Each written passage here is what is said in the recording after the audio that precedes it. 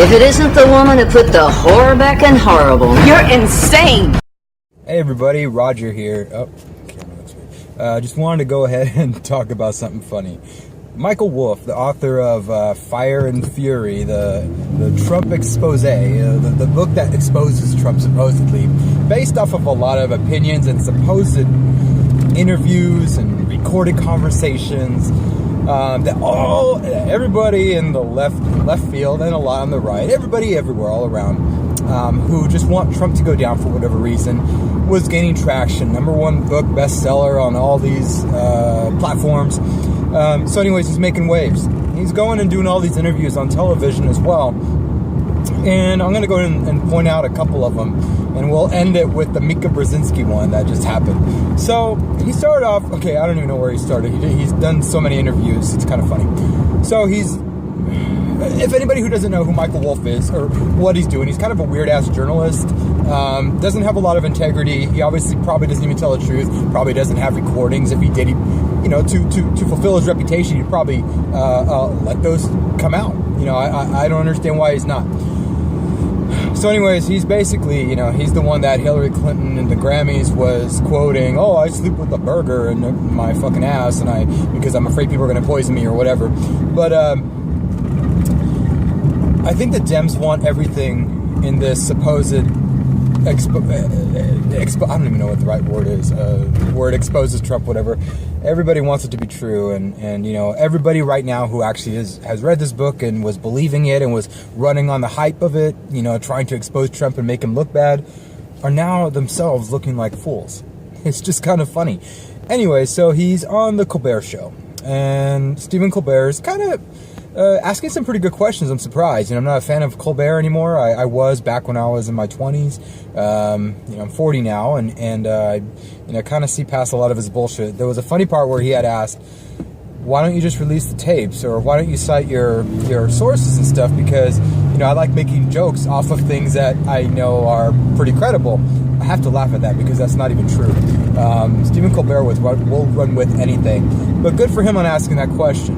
The guy then comes up with a weird ass answer saying, "Oh, what did he say? Oh, I'm a writer. I write. I don't send out audio," or something like that. I think the audience kind of laughed at that, which was true. It's cringy for me to watch stuff with Colber, and I think there was a video I made a couple weeks back where I had to use some footage to compile and make this really cool thing with all the late night comedians, and it was, I think the worst one for me was watching, oh God, I don't even know his name anymore. If it comes on top of my head, I'll just say it. Anyways, going back to the Colber Show. So, this creepy old Pope wannabe, because to me he looks like the Pope, Michael Wolff, was basically just shoving things out of his ass to try to make himself seem credible. And Colber was saying, I hardly believe any of the stuff that you have on here. Overall, that's what he's saying. So let's now jump over to The View. He is being grilled a little bit by Meghan McCain, how she doesn't like what he does, and everybody in the panel wants to believe all this stuff.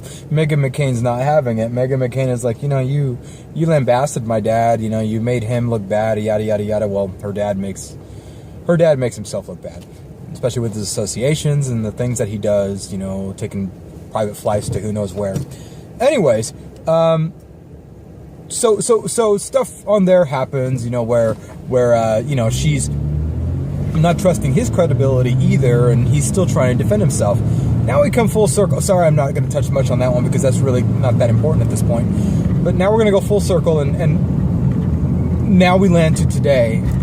Mika Brzezinski ends up kicking him off the show. Everybody's very frustrated. Everybody's trying to ask for clarification. So these are all assumptions. We don't even know if he slept with this woman and is having an affair. I forget the woman's name, sorry. But he's like, no, she's now having to this woman is now trying to have to come clean at something I didn't even accuse her of. And everybody in the panel is like, oh, come on, whatever. It's all bullshit. Now they run with the bullshit story after they made themselves look so fucking stupid, reading excerpts from the book. Every Democrat in the world has paid for this book now. It's #1 on Amazon. It's #1 wherever books are sold. And now they realize that everything is not credible in here. Can you see now what's happening? Everybody goes in line with me saying that everybody likes to jump on the bandwagon with any sort of anti-Trump narrative, and a lot of people now are seeing it as a gold mine. This guy's probably making bank and taking it home with him. Again, here's the thing. Here's the only thing that can save this guy's ass at this point. Not that he doesn't have a bad reputation or anything up to now. He does. But if he says he has recordings, release them. Release them. I mean, for God's sakes, what is it going to do? You release these recordings, one of two things will happen. Number one, you're going to basically clear yourself of any sort of reputation issue. I don't even think you're really going to have to worry about that, considering you're probably going to have enough money after this book sells to retire soon. I don't know. Again, I think there was a lot of vagueness in the book, apparently. I'm not reading it. I'm not going to. It's not worth my time. But from what a lot of people said, nothing's credible of what you're saying. So now with this, I am going to say to all the people that are believing all of these, that like believing these new books that come out and bash Trump, you guys really need to take a chill pill. You guys take everything at face value, put all your effort into it in the hopes that there's some sort of a frickin' gold mine with this supposed information that's going to be bringing them down, and there never is. There never is. This is in the week that the memo is probably going to be released, and everybody's like banking on things to be true that would harm Trump, turning out to be false. You guys are living in a land of wishful thinking, and this is why people don't take you seriously. Nothing that has come out so far against Trump has been true. Nothing. Everything has been either proven false or is unproven. Unproven with the wish that it could be true.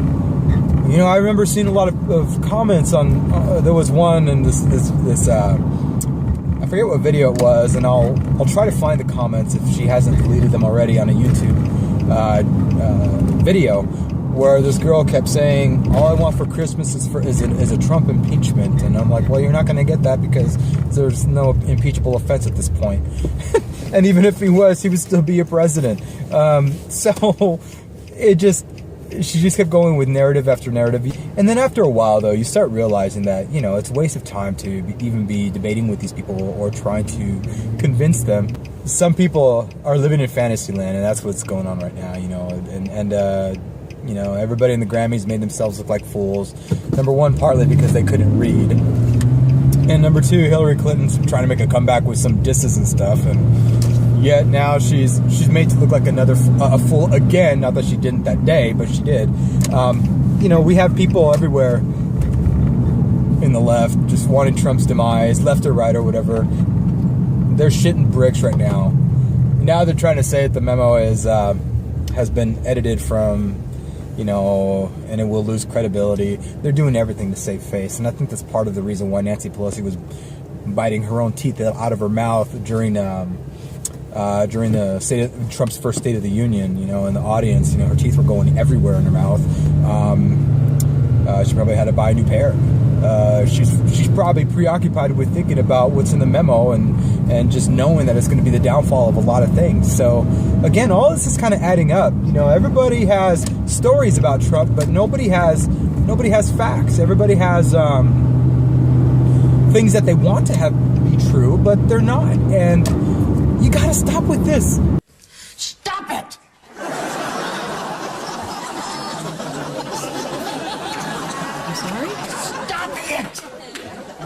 Stop it?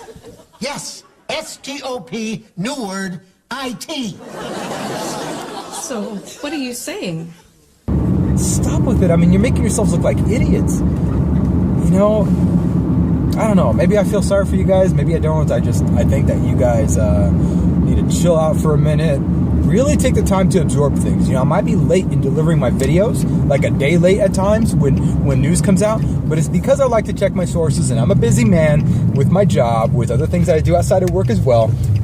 that I take the time to read these things and watch videos and get a feel for what I feel is happening. I don't just go. Well, I do sometimes go out there and make videos with bullshitting out of the top of my head. I do that sometimes. It's kind of fun, but for the most part, I try to bring in evidence that I feel is already there, stuff that makes sense, and then deliver it to you guys in an opinion form. I expect people to do their own research in their own time and come up with their own conclusions, just like I do. And if I'm wrong on something, just let me know. And yeah, I'll own up to it and let you guys know. Hey, thank you for the update or whatever. I am wrong on this. I probably would make follow-up videos regarding that.